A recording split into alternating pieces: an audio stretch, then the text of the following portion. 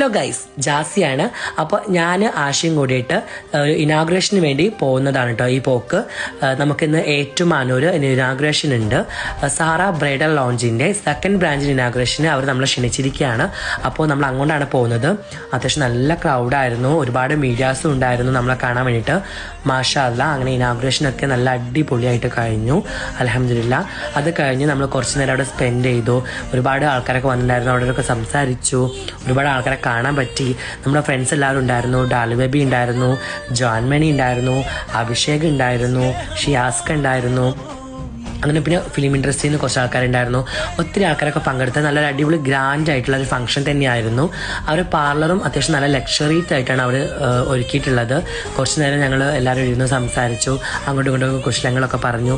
ജാനോട് സംസാരിക്കുമ്പോൾ ഭയങ്കര ഹാപ്പിനെസ് ആട്ടോ, കാരണം ഭയങ്കര കോമഡിയാണ്, ഭയങ്കര പോസിറ്റീവാണ്. നമുക്ക് ടൈം പോകുന്നതേ അറിയില്ല, ഭയങ്കര രസമായിരുന്നു. അങ്ങനെ കുറച്ച് നേരം അവിടെ സംസാരിച്ചിരുന്നു. പിന്നെ ഒത്തിരി ആൾക്കാരെ കാണാൻ പറ്റിയില്ല, ഒരുപാട് അവരോടൊക്കെ സംസാരിക്കാൻ പറ്റിയാലും മിങ്കിൾ ചെയ്യാൻ പറ്റിയാലൊക്കെ ഒരുപാട് സന്തോഷം ഉണ്ട്. അത് കഴിഞ്ഞ് ഞങ്ങൾ ചെറിയൊരു കേക്ക് കട്ടിങ് സെറമണിയൊക്കെ ഉണ്ടായിരുന്നു. അങ്ങനെ ഞങ്ങൾ കേക്കൊക്കെ മുറിച്ചു. കേക്ക് അടിപൊളിയായിരുന്നു. അതെല്ലാം കട്ട് ചെയ്ത് കുറച്ച് നേരം പിന്നെയും അവിടെ എല്ലാവരും കൂടെയൊക്കെ സ്പെൻഡ് ചെയ്തിട്ട് ഞങ്ങൾ എന്ത് ചെയ്തു, നേരെ അവർ നമുക്ക് ഓൾറെഡി ഒരു റിസോർട്ട് ബുക്ക് ചെയ്തിട്ടുണ്ടായിരുന്നു. അങ്ങോട്ടാണ് നമ്മൾ പോകേണ്ടത് ഈ ഫംഗ്ഷൻ കഴിഞ്ഞിട്ട്. അപ്പോൾ കുറച്ച് നേരം കേക്ക് കട്ടിങ് ഫംഗ്ഷനും കാര്യങ്ങളൊക്കെ കഴിഞ്ഞ് കുറച്ച് നേരം അവിടെ സർവീസും കാര്യങ്ങളൊക്കെ എടുക്കാനുണ്ടായിരുന്നു. അങ്ങനെ അതൊക്കെ ചെയ്തു, കേക്കൊക്കെ കഴിച്ചു. അടിപൊളിയായിരുന്നു. ഒരുപാട് പേര് ഞങ്ങളോട് ചോദിച്ചു ഞങ്ങളുടെ കോസ്റ്റ്യൂമൊക്കെ എവിടെ നിന്നാണ് എടുത്തതെന്ന് കേട്ടോ.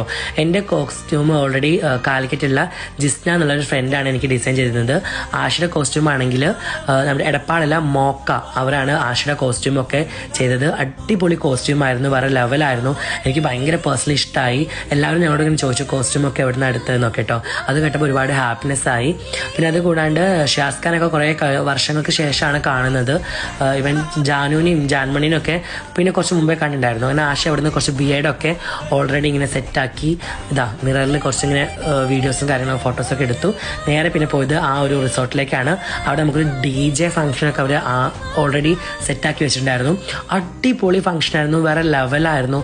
ഭയങ്കര വൈബ്, ആൾക്കാരെ കൂടെ ചില്ല് ചെയ്യാൻ വേണ്ടി പറ്റി. അതൊരുപാട് സന്തോഷമാണ്. എല്ലാവരും ഒരേ വൈബുള്ള ആൾക്കാർ, അതാണ് ഏറ്റവും വലിയ സന്തോഷം. കുറച്ച് നേരം അവരുടെ കൂടെ നിന്നു. DJ ഒക്കെ ഞങ്ങൾ അടിച്ചു പൊളിച്ചു. അത് കഴിഞ്ഞിട്ട് ഫുഡും കാര്യങ്ങളൊക്കെ അവിടെ ഉണ്ടായിരുന്നു. ഫുഡൊക്കെ ഞങ്ങൾ കഴിച്ചു. കുറച്ച് നേരം സ്പെൻഡ് ചെയ്തിട്ട് പിന്നെ ഞങ്ങൾ അവിടെ നിന്ന് പോരുക ചെയ്തത്. ഞങ്ങൾക്ക് റിസോർട്ട് തന്നത് ഇതിലേക്ക് റിസോർട്ടല്ല, ഒരു വീടാണ്. അവരൊരു എന്താ പറയുക ഗസ്റ്റൊക്കെ വന്നാലുണ്ടാവുന്ന ഒരു ഏരിയയിലേക്കായിരുന്നു ഞങ്ങളെ കൊണ്ടുപോയിട്ടുണ്ടായിരുന്നത്.